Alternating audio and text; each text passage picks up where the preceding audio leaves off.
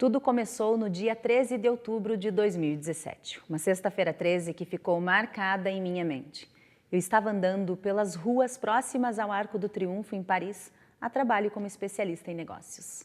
Antes disso, havia me formado em educação física e fiquei mais de uma década em uma profissão que escolhi de forma racional. Era o que eu podia pagar na época. Contudo, não me detive em apenas cumprir a obrigação de cursar uma faculdade e montei uma rede de academia com desenho para franqueamento.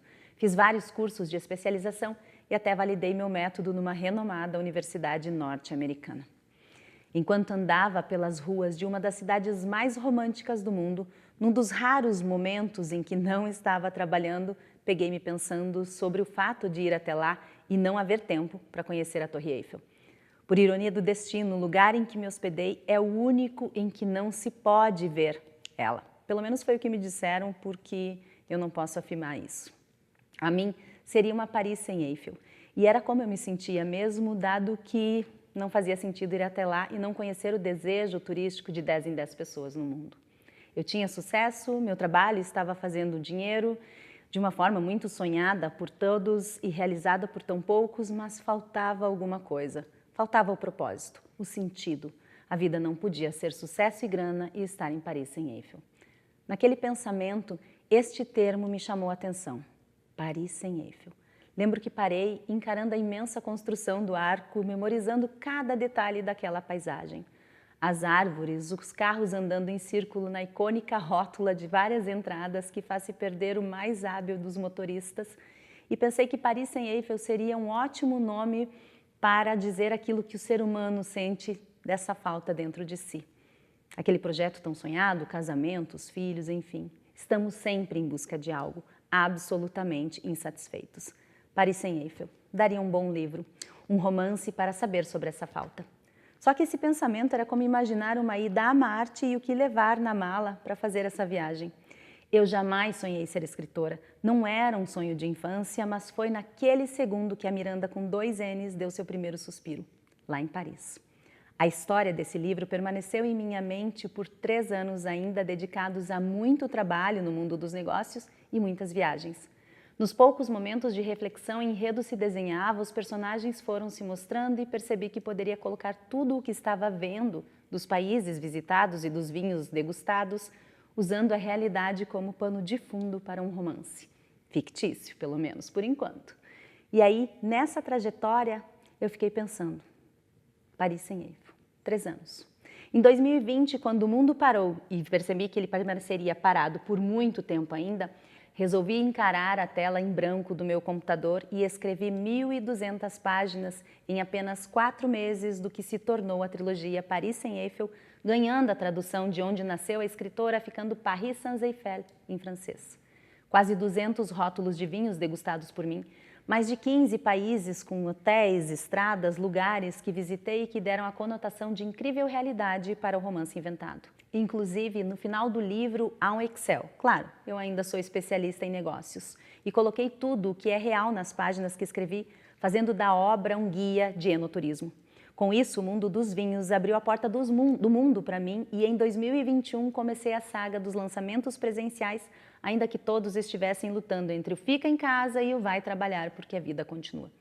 Nesse ano, dei à luz ao meu primeiro livro, percebendo a magia de ter algo único, imaginado, criado, desenvolvido e literalmente materializado. Um sonho que, ao contrário dos demais, ia para o papel em vez de sair dele. Em 2022, lancei o segundo livro com uma das editoras mais fortes do Brasil, junto com a segunda edição do meu primeiro livro. Sim, eu tinha vendido toda a primeira edição investindo em mim, no que eu conhecia sobre negócios e em como explorar da melhor forma ganha-ganha um networking bem estruturado. Só que a referida editora não estava acompanhando muito as ideias que eu tinha. Então, resolvi arriscar em apenas 2 meses. Montei a editora própria, a Ilha de Ananda Editoria e Negócios, e através dela lancei a parte final da trilogia e também o meu 4º livro numa mudança completa de escrita, indo de romance para o ensaio sobre irresponsabilidade afetiva, o jocoso Dom Juan de merda nunca mais. Ele foi inspirado num dos personagens de Paris sans Eiffel que intrigava por seu caráter, digamos, duvidoso. Mas como ele era parte da minha primeira obra, Eu não podia admitir que alguém tão importante na história fosse um mentiroso, um manipulador, e numa única frase inocentei ele completamente. Porém, algo não saía da minha mente. Se eu desconfiava do tal personagem, meus leitores também o fariam. Depois de lançar a trilogia em mais de 100 mil quilômetros pelo mundo, em 10 países, o que daria 2 voltas e meia pela Terra, resolvi escrever sobre o lado B de alguém que parece acima de qualquer suspeita, mas que não passa de um Dom Juan de merda. 2023 ainda foi um ano bastante corrido em meio a muitas viagens e eventos das 4 obras de alguém que jamais se imaginou escritora. Eu não tinha encontrado a Eiffel ainda. Na verdade, isso nem é uma analogia. Voltei a Paris mais 3 vezes e numa delas lancei meus livros, contudo ainda não vi a referida torre. Irônico, né? E é curioso, porque através da falta, hoje eu ensino sobre como somos completos. No entanto, eu confesso que apesar de amar a estrada e as viagens e os lugares incríveis que conheci, junto com pessoas extraordinárias e generosas que se dispuseram a sonhar comigo, eu estava um pouco cansada de check-in e check-out, então resolvi desenhar um 2024 diferente e focado nos infoprodutos. E foi aí que nasceu o método Livebook, para o qual me dedico agora no lançamento do 5º livro, Seja um Assunto que Você Domina, que aborda de forma inteligente sobre inteligência emocional, autoconhecimento, autoconsciência, estado de presença e algo que chamei de inteligência sedutora.